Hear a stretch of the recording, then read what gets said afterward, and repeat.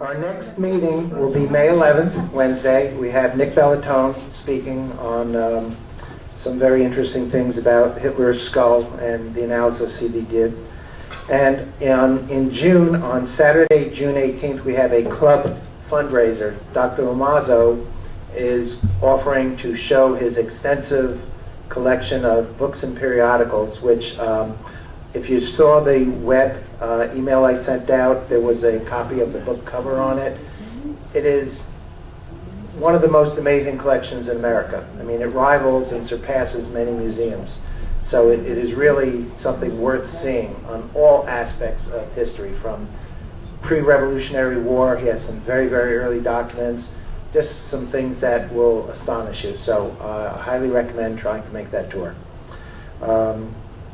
I'd like to thank Millburn Camera and Carl Mink for filming this, and our new Director of Communications, Marie Summers. Thank you. So we're getting good staff together.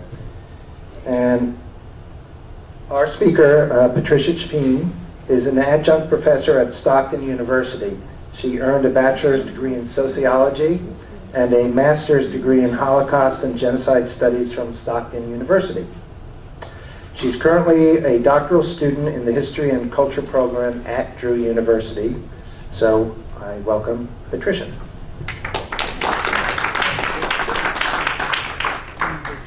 Hello, thank you for having me. Can everybody hear me okay? Okay. So I'm just going to give you a kind of a brief overview of some of the topics that I cover in my book. So the book actually goes into a lot of different areas. The Red Cross, the USO, the Women's Army Corps, Rosie the Riveters. So just really briefly, I'm going to show you some slides about each kind of individual area. What got me interested, I was always interested in history for some odd reason. I always used to just love watching the History Channel, and I just kind of always was wondering about, what was going on in ancient Greece and all this stuff. But what got me interested in World War II was my grandfather actually, he fought in World War II, so he was drafted into the Army. And of course, when I was young, I really didn't ask him any questions that really mattered because I was busy playing or whatever. But I was always very interested in, he had this box of things he had collected. And it was kind of like a treasure trove to me. There was money from everywhere throughout Europe, and there were patches and medals and things like that. So I was always really interested in that first, and then I learned the history afterwards. But he gave me the box, so I still have it, and it's a really kind of valuable thing to me. But so I always wondered, what were the women doing? And I started reading while I was doing some graduate work at Drew University. I started reading about Rosie the Riveter and seeing things like A League of Their Own, which I love. It's a great movie. And so I wondered, what were the women in New Jersey doing? There must be a pretty specific story, especially since New Jersey is pretty unique with the coastline. I mean, we have about 130 miles of just coastline. So you have to think that each individual state has their own story. And it turns out the women in New Jersey were doing a whole lot that not many people know about. And I certainly didn't learn about it in school. High school, really college either. Nothing about New Jersey specifically and what the women were doing. So I'm just going to give you a little bit of an overview about what I discovered while I was researching my book. And everything's working, so we're doing good. So the first thing I kind of noticed was how people described the home front.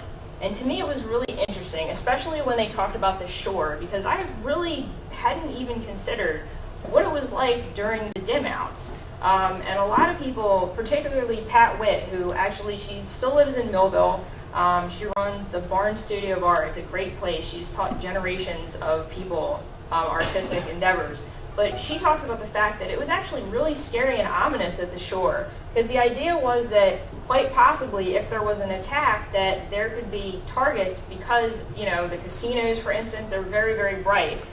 So they had dim out restrictions throughout the war. And then, of course, they would have blackout drills. So a couple of things that she told me. One, she actually still had her blackout curtains, which was interesting to me. She just recently, within the past 2 years, donated her blackout curtains, I believe, to the Millville airfield. So they had to have that. They had to cap the lights. The street lights could only be a certain wattage. And then they would have drills. So during the drills, all the lights were to be extinguished. And she said that there were these volunteers that would go around, and they were actually quite unpopular. They would be the ones that would go from door to door and knock on your door and say, I could see a light from the street, you need to extinguish it. Often they weren't met with much, much nicety at the door, but that was their job. So that was one of the things the men and women actually did in the New Jersey shore. And another thing that I found was really interesting was the fact that it was a whole society was involved. So the women talk about the fact that the Girl Scouts and the Boy Scouts were involved. Classes would get together and their projects would be something like, we're going to send care packages overseas to the troops. So to me it was kind of amazing, growing up at this point where, we have actually been in a war, and it's kind of very easy to forget that for the better part of a decade we've been in a conflict. Looking at what happened in World War II, they definitely knew because they were all involved. The patriotism was just, to me, was so amazing to see. Collecting scrap metal, repurposing clothes because they couldn't get any new products at a certain point. Everything had been converted to the war effort. So, they would have classes and try to teach the women, this is how you make new clothes for your kids because you don't have anything new. So, hey, this is a curtain, these are some drapes, let's show you how to make new clothes and reposition, repurpose everything. Bond drives and things like that, and even the comic books. Today the comic books are really popular because we have the Avengers on screen and Captain America and all this. What's interesting is the first time we actually see Captain America, he's punching Hitler in the face on the front of the comic book. So it was very political, but the children even, they knew who the enemy was. They knew that Hitler and the Nazis were the enemy. So even the comic books were involved. And to me, that was interesting, just kind of the whole society coming together. And of course, we have the recruitment. So a lot of the women, in the book, I try to include what the women thought. What did they say? What were they actually doing during this time? And I thought it was interesting that a lot of the women actually said, those posters were really convincing. So for instance, this one woman who used to live in Hillsdale, New Jersey, she said it just seemed like all the signs were kind of pointing at her directly. We want you, we want you. So the same thing with Uncle Sam, but for the WWII, for instance. So when the Women's Army Corps started recruiting, they wanted to present this image of a very kind of prim and proper woman, We'll talk about the Rose of the Riveter images a little later, but this actually did help convince a lot of women. So the first organization that was actually implemented during this time was the Women's Army Corps. Originally it was an auxiliary group, and they were only going to do administrative tasks, which was interesting because they ended up doing far, far more, especially in New Jersey. But Eleanor Roosevelt was actually a really big proponent, and of course, if she wanted something to happen, usually it happened. So she really believed that these women could stand up to Army discipline, they could train, and she really supported the fact that they needed to be integrated into the armed services. So the idea was that they were going to free up men for combat. So any task that the men were doing, clerical positions, guard towers and things like that, they were going to train these women to do that so that they could send more men overseas. And a lot of the women in New Jersey said that they really thought that they were going to be able to bring their loved ones back quickly if they, somehow did something for them. So a lot of them joined from New Jersey in particular. And this is actually a picture from Fort Hancock. Yes. Yeah. Also from Fort Hancock. I love this picture because they're in celebration of the auxiliary part being dropped, and now they're official, just the Women's Army Corps, they're painting out the extra A, and that's also in Fort Hancock. So a lot of the women, for instance, this one woman from Summers Point, she talks about the fact that she was very shy and bashful and nervous, and a lot of the women actually echoed that once they got through their training and they, learned some things, they knew that they could handle the Army discipline, they were away from home for the first time in many cases, they said they kind of carried that with them throughout their lives, and it made them better people, according to a lot of them. So the fact that even if they didn't continue in the Army, let's say, and some of them did, they actually changed individually in most cases because of the things that they were allowed to do. And they trained, some of them were in the mess hall. The things that they did were just so varied. working in the dental clinic. They would learn how to be mechanics. They would ferry the men back and forth. They would ferry the mail back and forth. I mean, from a clerical point, considering that's originally only what they were supposed to do was clerical and administrative, and then what they ended up doing, actually fixing the trucks that the men were using, fixing the planes in many cases, just really amazing. And this, for instance, they learned how to rig parachutes. And so that is a woman performing the very complicated task of rigging a parachute. And interestingly enough, one of the women that was stationed in Lakehurst was actually, she was a wave. She was the first woman that decided, you know, even though she didn't need to actually jump and prove that she had done the parachute correctly, she decided that she wanted to, and they actually let her. So she performed a successful jump just because she wanted to say that she did, and thereafter they were actually given the option just because of this one woman in Lakehurst, New Jersey. So they actually could do a jump if they wanted to after that. So again, really far beyond the clerical jobs that they were originally going to perform. And these are just some other examples. Telephone operator, radio, you know, maintenance. They pretty much did everything that they could do on the home front. And then some of them actually went overseas too. Okay. The WAVES, of course, were the Navy women. You know, the Army and the military likes their acronyms. So the WAVES stood for Women Accepted for Volunteer Emergency Services. They just wanted to get waves in there somewhere. So these women actually did a lot of things that were similar. And I think it was kind of funny because a lot of the women that I included were actually natives of the Rutgers area. So they went to Rutgers, and at that point it was a separate college for women, so it was the Douglas School. And if you're really interested, you can actually go and look through all their archives online. So you don't have to go there. They've typed up all the transcripts for you if you want to go on there, and they're in PDF format.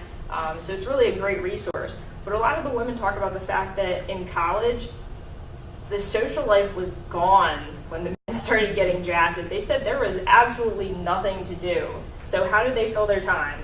They volunteered for the USO and the Red Cross because they could actually go to dances at least and talk to the guys when they came back on leave, before they went in many cases. They took what they called war courses, which was, you know, Red Cross things, like how do we prepare to do a job that might be necessary in the case of war. So they kind of just retooled everything that they were doing. A lot of them went into the field of nursing because that was something that there was a shortage throughout the war of nurses.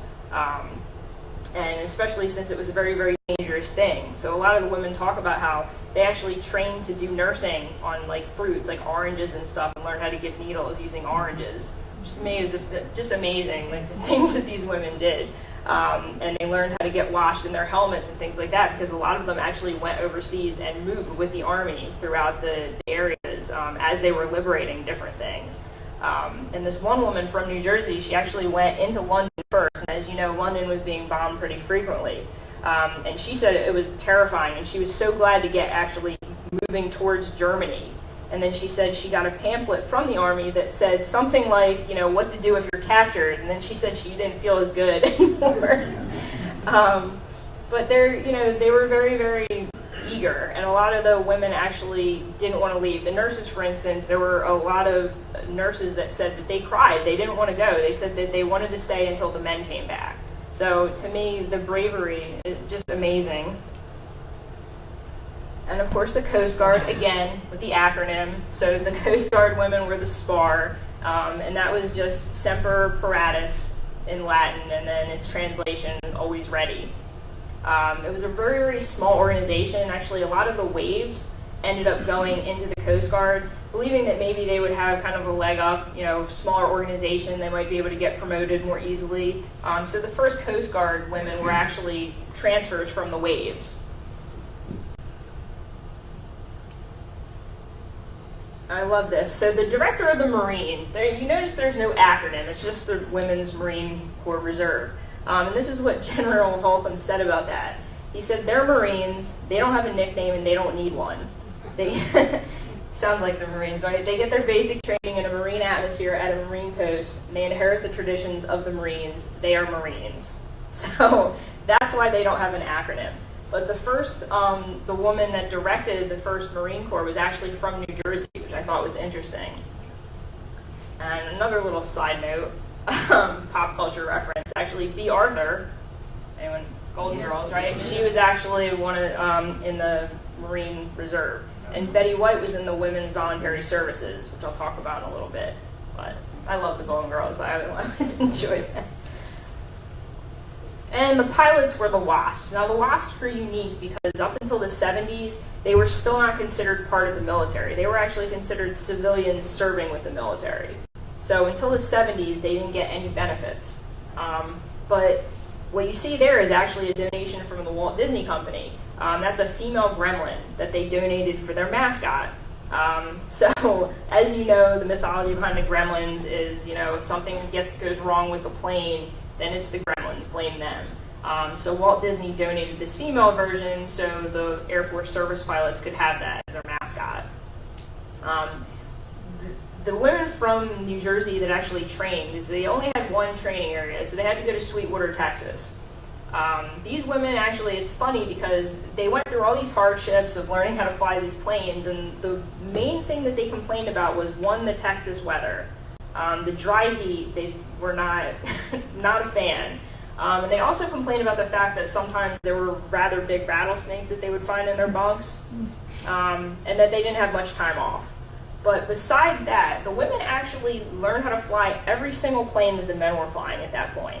In many cases, they were the ones training the men, even though they weren't technically allowed to be in combat. So they trained them, they towed the targets for them, they ferried the planes back and forth. So they pretty much did everything except actual combat missions. But it was also very dangerous. About 38 of them actually died in training and on various missions. So it was very dangerous for them. And did not receive military benefits until the 70s. It's kind of discouraging as well.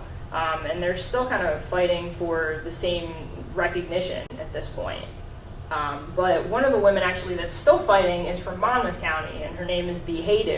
And I talked to her for the book, really, really interesting, but she talked about the fact that sometimes there was actually a little bit of discrimination. So it depended on where you were. Sometimes, even though they were technically supposed to fly the same planes, sometimes she said the men wouldn't let them fly the same planes. So she said they would kind of have to tell the director, and she would come down and tell them what's going on, and then they would let them fly the planes. So even then, there was kind of a struggle, for equality, within the different organizations. Okay. On African American women, in many cases, because the United States was still segregated until '64, within the military they still faced segregation. The Women's Army Corps was the first organization to accept them, and a lot of the women that gave their testimony to Rutgers talk about that they were actually fighting kind of a double war. So they were fighting the discrimination, between the races. They were fighting the gender discrimination. So in many cases, even when they were working, even when they were Rosie the Riveters, they still received kind of the dirtiest jobs, and they weren't recognized and things like that. In the WACs, actually, an entire detachment of African American women, they were in charge of the mail that was coming back in, in the English theater in the England area. So there were a couple hundred of them that actually were in charge of the entire mail going to and from the different, areas in England. So the Waves eventually accepted them, the nurses, Army, and Navy. The only organization that didn't accept them during World War II were the Women's Air Force Service pilots. Okay, and I actually did, I think I want to say the Atlantic County Historical Society had a letter, like a rejection letter, and the rejection letter said, why don't you try the WAC? So, and since I'm a South Jersey girl, I put some things about Atlantic City. Interestingly enough, so Atlantic City acquired the name Camp Boardwalk during this time. They realized pretty quickly that tourism was not going to be where it was before the war. So their solution was they were going to let the Army come in. So all the major hotels were converted for Army use. And they also had a huge hospital. So the Thomas England General Hospital actually became a hub of people coming back. And people that had amputations were actually, there's a picture, and I think it's on here. They're exercising and rehabilitating in Atlantic City on the boardwalk. So, there was a really, really big presence of people from the Army, from the Navy, all over, Red Cross, USO, of course, in Atlantic City, giving them the name Camp Boardwalk. And this is what Betty White was a part of. So the American Women's Voluntary Services. Not really a very well-known thing, basically because they did a lot of things that were similar to the Red Cross. But what was really unique about this organization is they were doing disaster preparedness. So these women actually learned fire suppression techniques. They learned anything that they needed to do just in case something happened on home soil. So, they could set up mobile kitchens, they could set up, triage and things like that. So just, things that you don't really know, but then what they ended up doing was very similar things to, the USO and the Red Cross and bond drives and things like that. But the original idea behind them was that they were going to somehow respond to a disaster if need be. So they were actually modeled on a similar organization in England who actually, England was actually getting attacked, so they really were doing things. But luckily, we never faced that here, but they were prepared for it. And they would actually have mock drills where, fake enemies would come and they would respond. And that's just a picture of the USO. So this is in Fort Dix. And they're playing ping pong with the soldiers.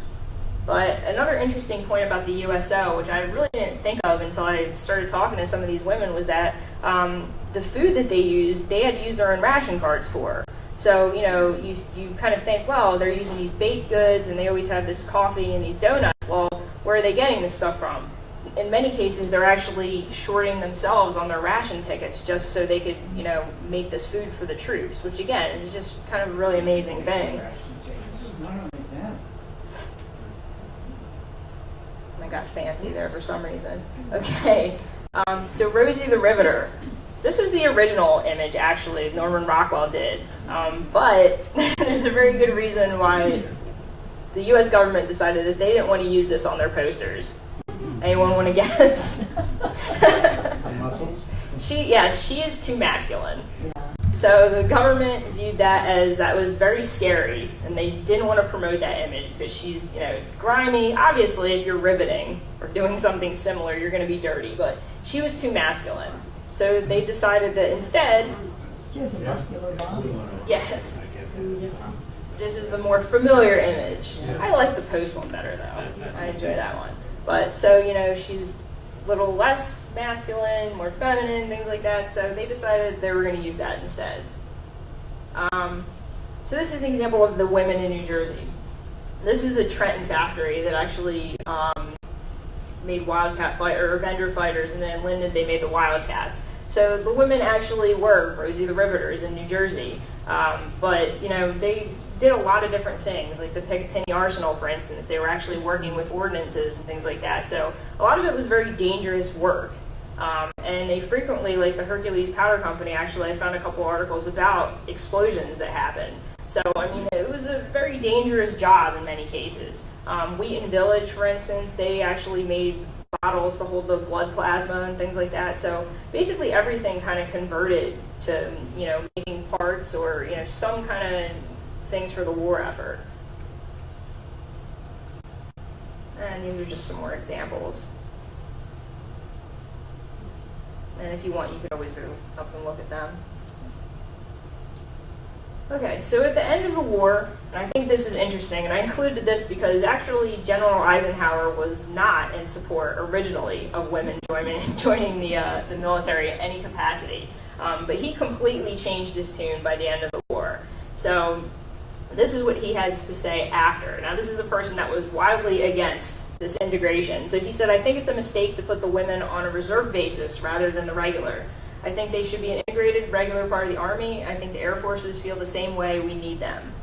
So just to have his support kind of shows you how impressed everyone was by their record. Military, nurse, generally everything that they did. And then, of course, in 1948, President Truman did sign the Integration Act. And that's just the book. So if you have Facebook and you want information, you can search New Jersey Women and like the page, and that's about it. But hopefully you have questions about something. So thank you. Very nice.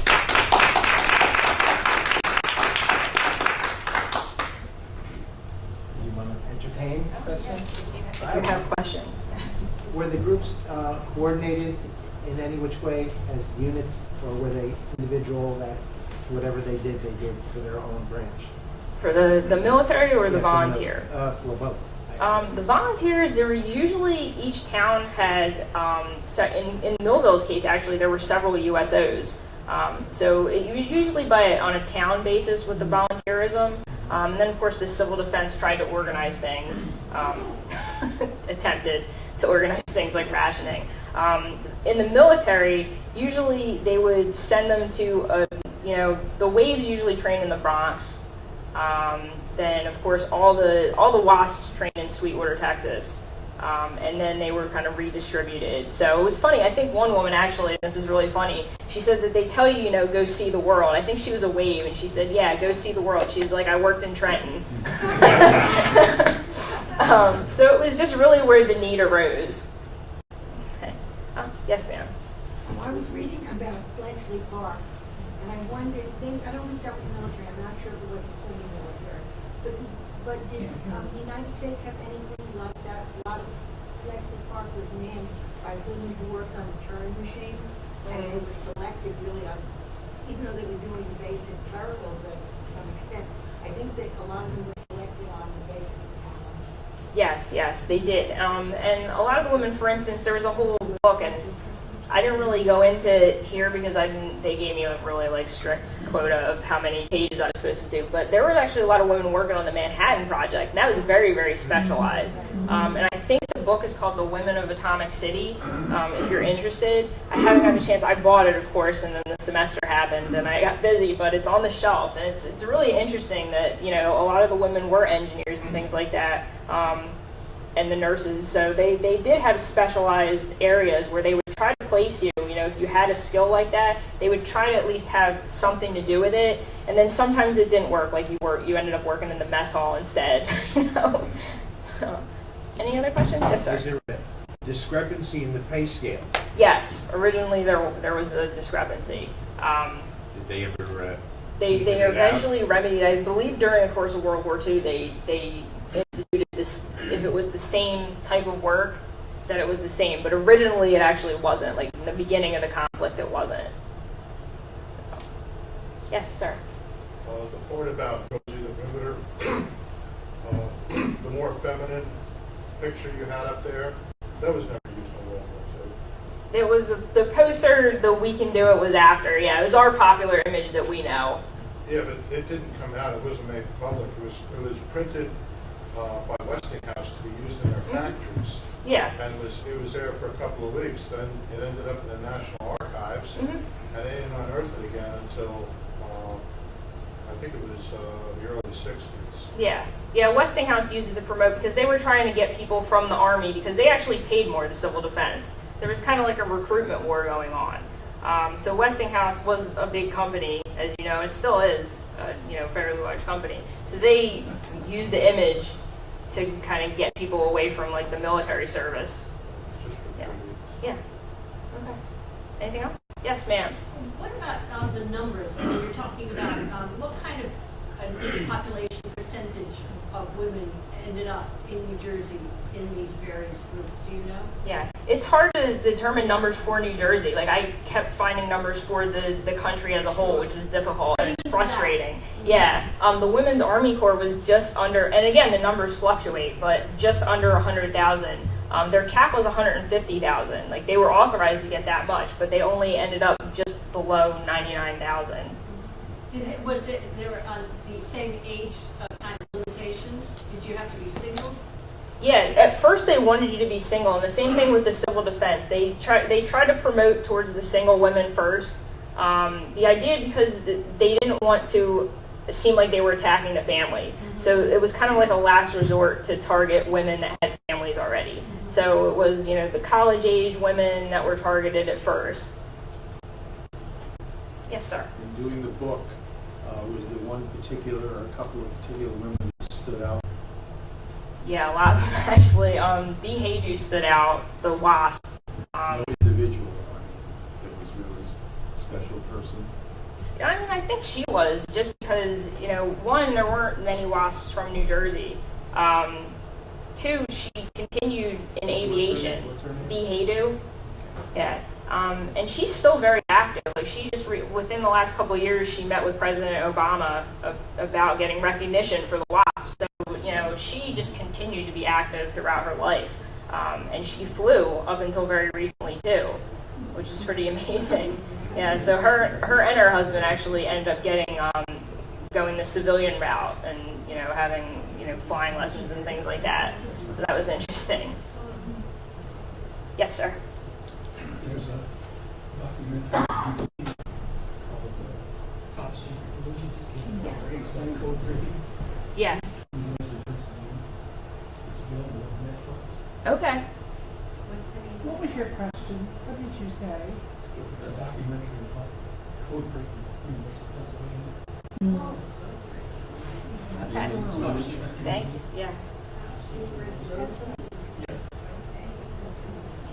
Yes, sir. You don't have to answer this if you don't want to.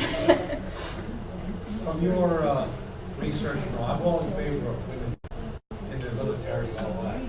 But being in the military is an unpopular war, I guess which one it is. Do you think women should be in combat? I mean, I think they're capable of it. I just don't. I mean, it's hard for me to comment because I haven't been in the military and I don't know the dynamic. I have a comment. So They don't do hand-to-hand combat anymore.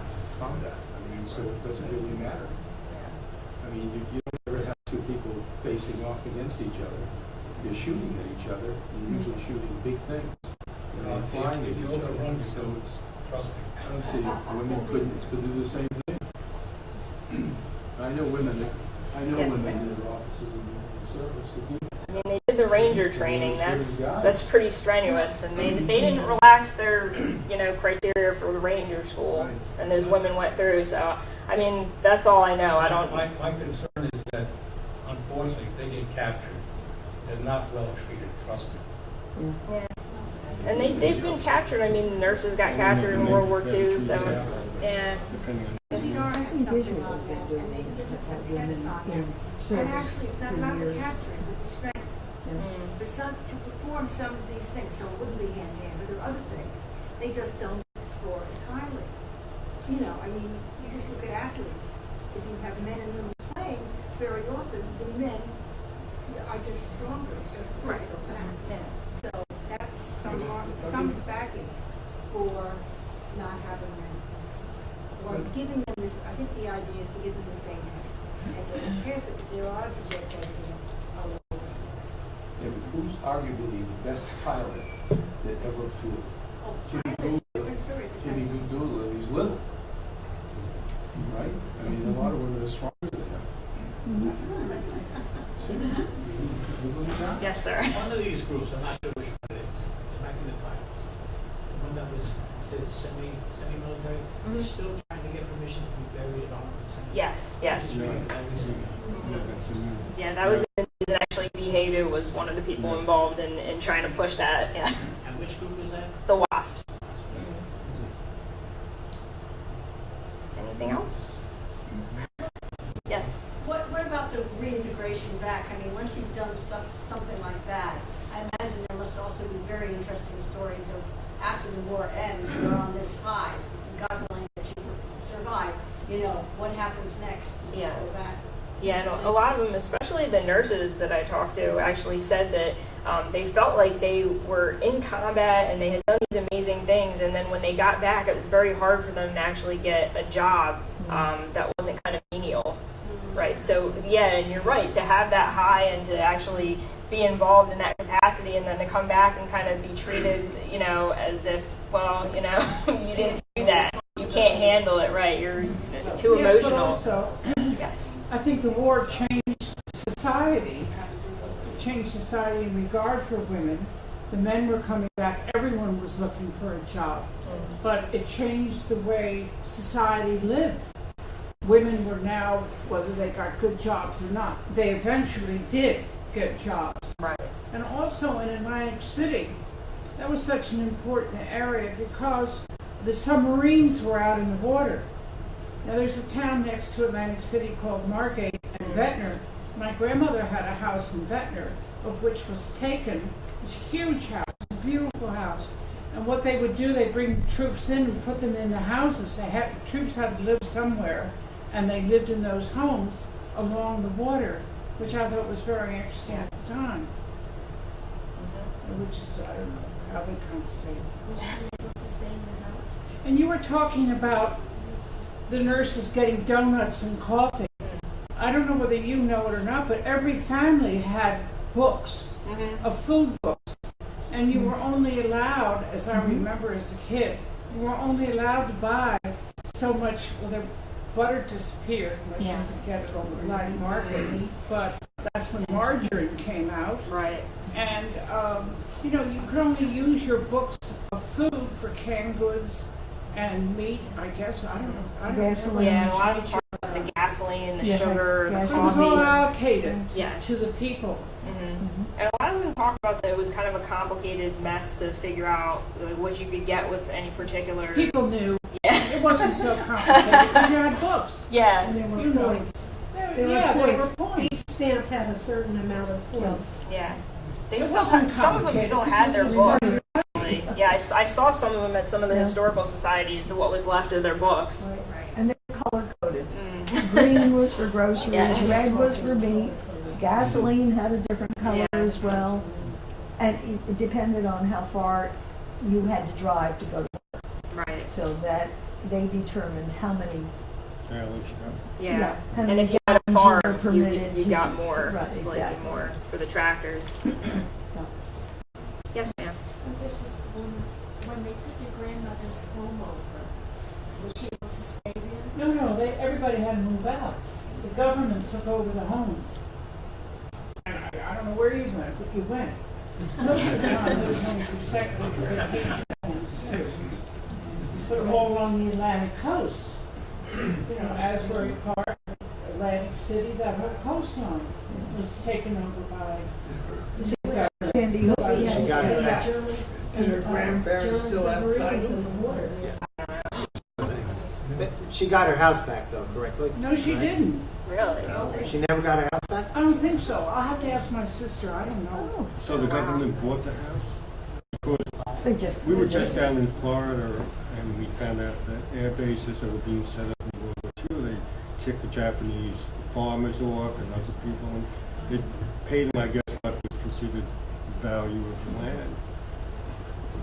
Sounds like if they lost their house, it sounds like the government must have issued them whatever they thought it was worth. Yes, sir. But it's not what it's worth now, if you had it. My mother-in-law lives in Cincinnati, Ohio. She lived here, she lived in Ohio.